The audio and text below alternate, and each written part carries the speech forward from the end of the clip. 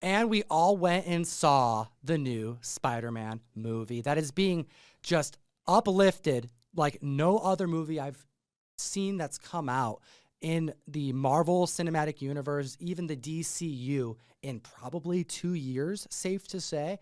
And the words that it's the best Spider-Man movie of all time has been floating around. And I brought that question to the table today because we've all seen it. And I'm just going to start this off by saying I do not think that this is my favorite Spider-Man movie of all time.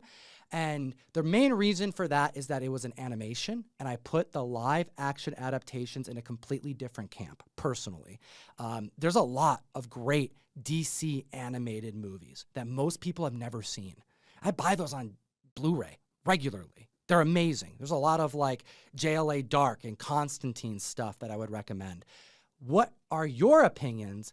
And let's kick it over to Ryan first. Is this most recent Spider-Man movie your favorite that has come out? And I want to know why. We should probably say spoiler warning. I mean, by the time this podcast hits, you've had at least a week or two now, I think, to get to the theater and check this out. But if you're like me and you haven't yet, skip this section because we're going to get into Across the Spider-Verse, which I think is my favorite Spider-Man movie. I would agree with you on the delineation between live action and animation if it weren't for the fact that we got confirmation in this movie that it is in continuity with the MCU, Earth 19999, whatever number it actually is. There's too many nines there. Got to get that under control. But I think the animation specifically of this movie sets it apart from any other animated movie I think I've ever seen, but especially the DC animated movies, which are fine. They're certainly better than the live-action DC movies in a lot of cases, but I think the animation in those feels very cheap and mass-produced. So I'm not the biggest fan of the DC animated stuff. What about you, Jeff? Is this the best Spider-Man movie of all time? And I'm going to add one more thing to it. If you say no, I want to know at least what comes to mind as your favorite, if not like your top two, just to kind of get some perspective of where you're coming from. Yeah, I mean, I did not find this to be my favorite Spider-Man movie of all time. I'll be honest, the first one, which was 5 years ago now, so this built a lot of anticipation for a second one to come out. That's a long time to have had us waiting after such a great first movie. So, but I love the live action better. So really the last couple Spider-Mans for me have been outstanding. And don't get me wrong, I don't want that to take away anything from this movie because this movie was really, really good. So for me, I like the live action better, but this was pretty great to me. And I'm excited to see part two because it left me wanting more, which is always a great sign of a movie that already ran. I don't know, what was it, a 2-hour movie, I'm assuming?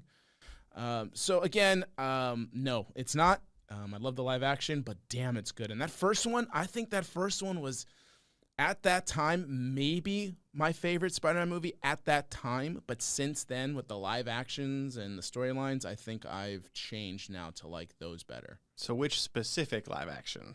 I want to dig a little deeper. I'm trying to remember the last two. It was Homecoming and Far From Home. And Far From Home. Homecoming, Far From Home, and No Way Home was the multiverse one.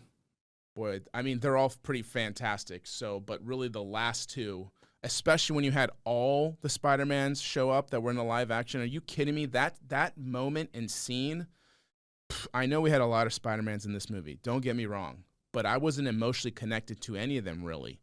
So having that emotional connection with the live action ones and then them all coming together, that was very powerful for me. I found it very successful that they were able to introduce so many characters, new Spider-Man, but also villains too. The Spot. You know, like what a strange pick for a character that was so underrated. They did the Spot right during the animated show, like the OG animated Spider-Man show. And a lot of people don't even realize that he like was introduced to most people through that cartoon, like Saturday morning vibes, right?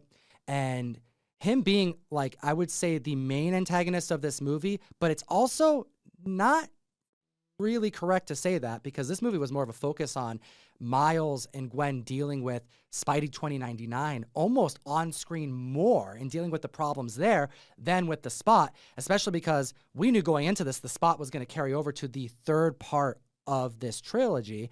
And by the end of the movie, we see why. You know, Spot's becoming a very dangerous foe all throughout this, and it's setting us up for the sequel. But all the different Spider characters that were introduced, I gotta say, seeing Ben Reilly on the screen, like low-key MVP of the movie, next to probably Spider-Punk. I mean, dynamite performance. And I think that there are way more opportunities long-term with the Spider-Verse that they'll be able to do something that I think is going to directly affect comic collecting, investing on a larger scale. I've mentioned this on the show multiple times this year because we just went through, in the last 5 years, a ramp-up period in comics that we've never seen to a peak that has never happened in history, and then a adjustment period that's been steep but still far above where comics used to be prior to 2019, right? And in retrospect, if I were to have just pooled all my money that I've been using to spec on comics, purchasing, etc., maybe even like collections that I purchased with particular comics in mind over others, I would go Spider-Man 100%.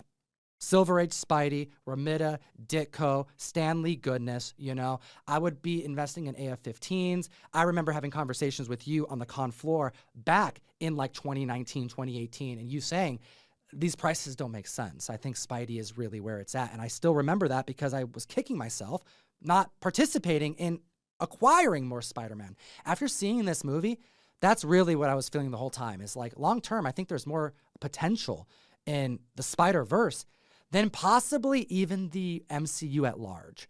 DC, prior to James Gunn, I would say the same thing. But now that James Gunn is over there, you know, he gets a fresh slate and he may shake some stuff up. I've actually been selling runs of comics on Whatnot on your shows once a week. And every now and then I'll bring a run of a Spider-Man book, like a whole story arc from the current run by Zeb Wells, which is not that great, if I'm being 100% honest.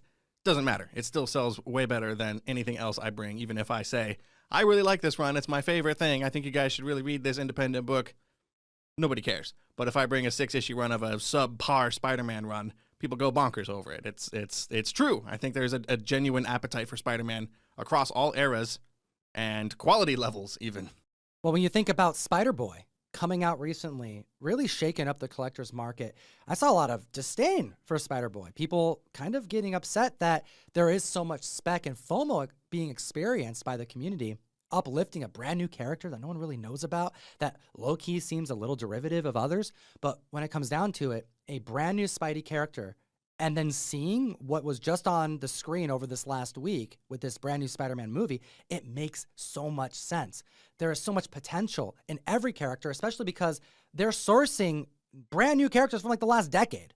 Everything is fair game. Even relatively minor Spider characters in this movie made a mark, like the T-Rex and the web-slinging Western, cowboy Spider-Man character. Like there's a lot of minor ones that even made a pretty big impact. So yeah, I think you're definitely right in the fact that anything goes. Anything feels like it's fair game as far as Spider-Man spec. Yeah, I mean, look, if we're just talking about characters that have transcended just the hobby into no-brain collectible, like just the character you as a no-brainer, it's always been Spider-Man. Spider-Man and Batman. Those are the two hottest. They just are. And it's always been like that for as long as I've known in this hobby. And I've been in this hobby a long time. So if you're ever going to put your money into characters, make it those two, because obviously it's a wider base of people who are interested in that. So any Spider-Man at this point, sure, you can go and speculate. Don't go nuts, guys. Sometimes just stay with the tried and true. Nothing wrong with that. All right, play it safe. Grab a major book of a major character. Keep it simple. If you want to overanalyze and take that gamble, okay, then take the gamble. Anybody who wants to judge you on it as a gamble, then they can go take a long walk off a short cliff and, disappear from this collectible, if you ask me. Let everybody do their own thing, by the way. Leave the hell everybody else alone. Let's enjoy this hobby all together. I want to know what you think in the comment section below, Comic Fam. What do you think about Across the Spider-Verse? I will mention this caveat. Don't go nuts right now. The movie just came out. The books are going to trend. Yes, you may see them popping. You may see people start to post. But remember, these are mostly modern characters. There's a lot of copies up for grabs.